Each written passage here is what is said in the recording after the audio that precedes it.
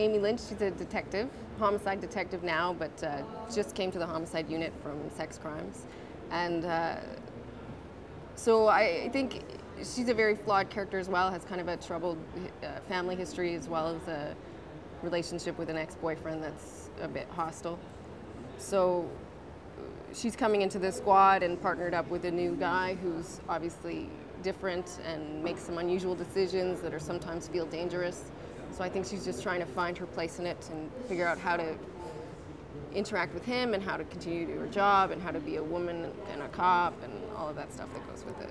In my mind, I always thought if I was doing a regular role on a television show that I would get bored quite quickly. So this had the opportunity that something bizarre was going to be happening all the time, you know. And so on Shattered, like, I'm playing the lead detective, Ben Sullivan, but because of his multiple personality disorder, there's the first season, 4 other alters show up, or parts of his character that he doesn't know about.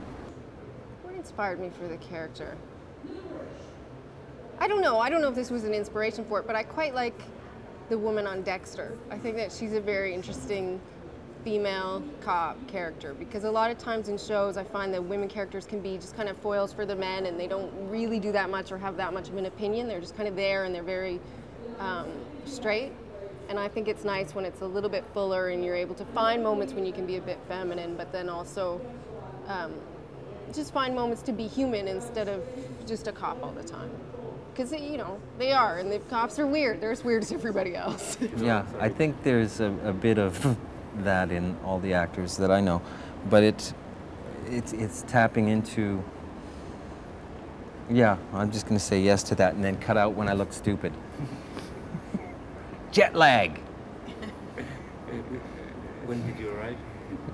Did you arrive today? Yesterday, 12 midnight. Yeah. It's 3 hours sleep. Like, to be nuts and to be, yeah, and to, I mean, maybe to accept or explore those parts of yourself that are either uncomfortable or good, bad, ugly, and know that they're there and be able to use them. I don't really think of him that way. I think if I did think of him that way, it would be weird. But I don't, so it's fine. I don't like to think he has any control over my job. I think I like the bad guy, because he doesn't have to get fussed over too much. He's just bad.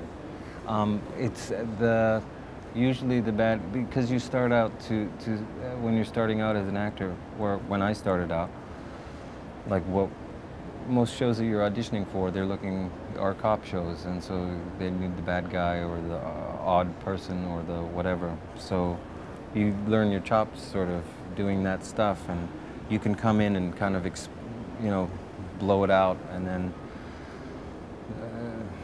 the good guy is always, I don't know, it's less, I don't know, there's less, I think, to play the opposite of what you are, because I would see myself as a good guy. I may not be, but the dark stuff just seems a lot more entertaining.